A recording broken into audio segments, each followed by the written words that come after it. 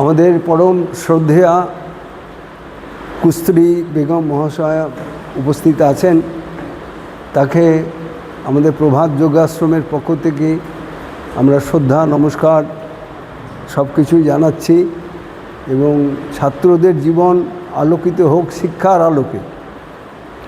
আর আমার মুর্তুজা এবং তোমরা যারা আছো আরও স্নেহের ছাত্ররা, তো তার উদ্দেশ্যই একটাই কি তোমরা ভালোভাবে সুশিক্ষিত হও।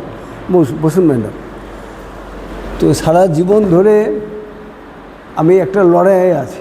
লড়াইটা মানে কি সমাজের কিছুটা যেন বিকাশ হয়, যে প্রসঙ্গই হোক, উইদাউট পলিটিক্যাল ব্যানার।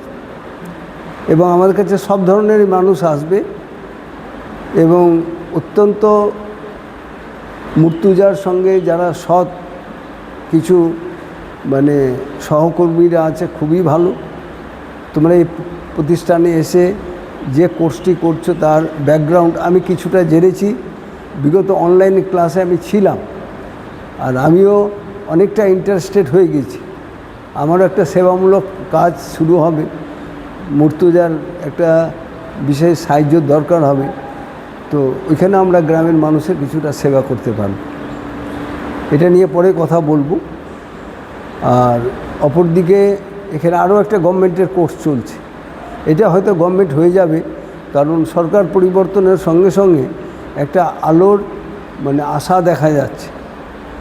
তো তোমরা খুব ভালোভাবে শিখবে, আর ক্যাম্পাসটাকে উইথ ডিসিপ্লিন ব্যবহার করতে হবে। আমাদের সব কিছু পরিষ্কার আছে। তো পরিষ্কারের মধ্যে যার যেটা বাথরুম সেটা ব্যবহার করবে। এই ক্যাম্পাস ছেড়ে যাওয়ার আগে মুর্তুজা আমার খুব কাছের, ওরা জানে কি আমরা খুব সাফসাফাই থাকি। এখানে কোনো রকম আবর্জনা কোথাও কিন্তু নেই। তো সেই জন্য যতগুলো ডিসিপ্লিন এখানে একটা, আমি পাশের স্কুলেই কিছুদিন আগে ক্লাস নিচ্ছিলাম, তো অনেক ছাত্রছাত্রী, কিন্তু সবগুলো বেসামাল। তো আমি বলেছিলাম ওই স্কুলে, আমি মাত্র 1 ঘন্টার মধ্যে আপনাদের ছাত্রছাত্রীকে ঠিক করে দিতে পারি, 1 ঘন্টার মধ্যে, যত বছরের ডিসিপ্লিন। তো দেখলাম স্কুলটা এখন ভালো হয়ে গেছে। ছাত্ররা এত প্রত্যেকটা ঘরের কোণাতে নোংরা করেছে, তো তারা সবাই এখন নিজের কাজ করে। ক্যাম্পাসে ঢোকার আগে কিছু কিছু সেবা করবে, যেমন গেট খুলে ঢুকছো, গেটটা বন্ধ করে দিবে। আশ্রম ব্যবহার করার আগে দেখবেন, আমি আজকে এখন পুরো মাঠটাকে আমরা মোটামুটি ঝেড়ে বাথরুমের সামনে টামনে জল টল দিয়ে পরিষ্কার করে দিয়েছি। একটু গাছের পাতা ইত্যাদি থাকলে নির্দিষ্ট জায়গায় একটা ফেলে দিই। ব্যবহার আমরা সবাই করব। আর এটাকে বলা হয় সমাজের জন্য নিজেকে সেবামূলক কাজে যুক্ত করা। একে আমাদের যোগের ভাষা হয় কর্মযোগ। সঠিক কর্ম করলে ফল পাওয়া যাবে। তো আমি একটা কথা বলি, আমার কুস্তুরী বেগম মহাশয়া আছেন, তো একজন ড্রাইভার, তাকে প্যারালাইসিস হয়েছিল, আমি ট্রিটমেন্ট করতে যেতাম। তো উনি পরবর্তী জীবনে প্রাইমারি স্কুলের টিচার হয়েছিল এবং মঙ্গলবাড়িতে চিরার মিল আছে, জীবন মৈত্রের ভাই স্বপন মৈত্র। ওদের ফ্যাক্টরিতে কাজ করার নিয়ম হচ্ছে কর্মচারীদেরকে পেট ভরে খেতে হবে, উনি খাওয়াবে এবং সমস্ত জিনিস সুশৃঙ্খল রাখবে। তো একটা বেকার মানুষ কি করে এতটা প্রসারতা লাভ করলেন, উনি বললেন কি আমি যখন মাত্র কয়েক টাকা, 5 টাকা 6 টাকা 1 মাস গাড়ি চলিয়ে পেত। তো ওই সময়ে গাজল ট্যাক্সি স্ট্যান্ডে বসে আছে, আর একজন মহিলার দাঁড়িয়ে আছে, আর সবাই আরও মহিলার সঙ্গে 2-4 জন গার্জেন আছে। তার একটা গাড়ির দরকার। আমাদের তখন ওই পুরানো হাসপাতালটাই নতুন হাসপাতাল ছিল, এখন জায়গাটা ভেঙে দিয়েছে। তো উনি ছোটোবেলায় এমন একটা সেন্স ছিল, তো এসেই দেখলো কি একটা কিছু হচ্ছে, তো দেখা মাত্র সে বুঝে নিল। তো বলে চলুন আমি মালদা যাব। সব এতক্ষণ ধরে ড্রাইভাররা ওর সঙ্গে দাম করছে কি মালদা শহরে কিভাবে আসবে। তো তাড়াতাড়ি গাড়িতে ওনাকে বসিয়ে, কোনো দাম দর নাই, ভাড়া কিছু নাই, গাড়িতে বসিয়ে দিল, দিয়ে উনি শুধু যান, আপনি হাসপাতালে কাজটা করুন, আমি আসছি বলেও একদম উদাও হয়ে গেল। কিছুদিন পর ওই ওই সঙ্গে সঙ্গে ওই বাড়ির লোকজন খুঁজল, ড্রাইভার নাই। কিছুদিন পর ওই স্ট্যান্ডে উনি কিন্তু খোঁজ খবর কাটে যে অমুক দিনে অমুক ঘটনা ঘটেছিল, তো আমার কাছ থেকে ভাড়া নেয়নি। তো আমি ভাড়াটা দেওয়ার জন্য আমি প্রতিদিন স্ট্যান্ডে আসি, কিন্তু ওই ভদ্রলোক ড্রাইভারের দেখা পাইনি। তো সব ড্রাইভারই ওকে জিজ্ঞাসা, তোমাদের কি ব্যাপার কি? তো ওই লোকটা, আমরা তো ড্রাইভার, আমাদের খোঁজ করো না। বলছি ব্যাপারটাই এই, যেদিন আমার বাড়ির মহিলার, আমাদের মাতৃদেবীর পেটে প্রসব যন্ত্রণা উঠেছিল, তখন তোমরাই সব ড্রাইভার তখন দাম দর করছিলে, এত টাকা লাগবে, এত টাকা লাগবে, এত টাকা লাগবে, তবে আমরা গাড়ি নিয়ে সদরে যাব। উনি আমাকে কোনো দাম দর করেনি, আর এটাও বলেনি কি পয়সা কত লাগবে। আমার ভালোভাবে আমাদের বাড়িতে নতুন এক সন্তান এসছে, তো পয়সা দেওয়ার জন্য আমি ছুটে আসি।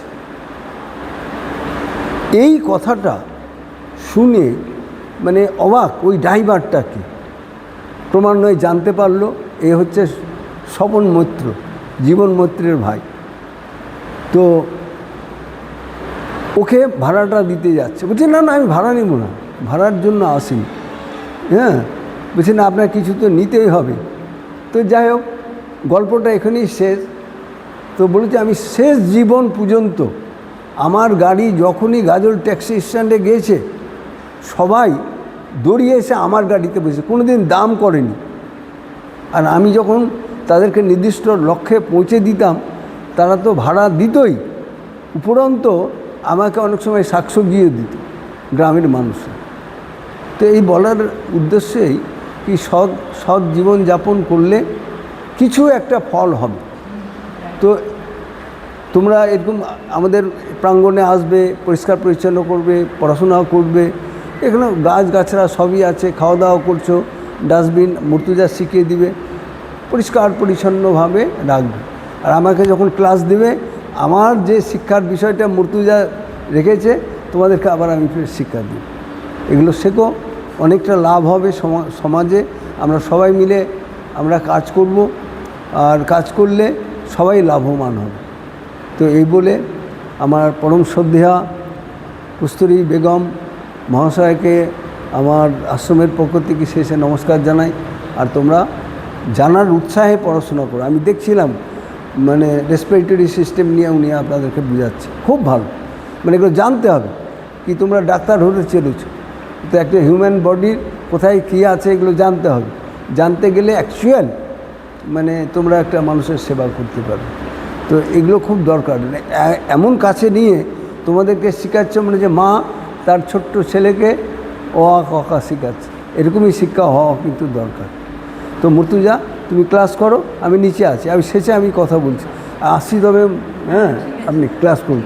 হ্যাঁ, আমাকে গুরুজি বলে সবাইকে। হ্যাঁ হ্যাঁ, উচিত। তো এরকম আমরা ওকে দেখে আমিও জীবনে অনেক কিছু শিখেছি, অনেক কিছু শিখেছি। তো এই শিক্ষাগুলো একটা একটা করে তোমাদেরকে বলবো। তো হ্যাঁ হ্যাঁ হ্যাঁ হ্যাঁ, তো আমি তোমাদেরকে বলবো এগুলো কিন্তু আমার কোনো নিজের টাকা। হ্যাঁ হ্যাঁ, এগুলো আশ্রমের, এগুলো কিন্তু আমার কোনো টাকা পয়সাতে এগুলো তৈরি হয়নি। আমি মানুষের কাছে ভিক্ষা চেয়ে পরিশ্রম করে মানুষকে বলেছি সমাজের কাজ হবে, ওরা দিয়েছে। এখানে একটা বিরাট প্রতিষ্ঠান ঢুকছে কিছুদিনের মধ্যে, যারা হায়ার এডুকেশন দেয়।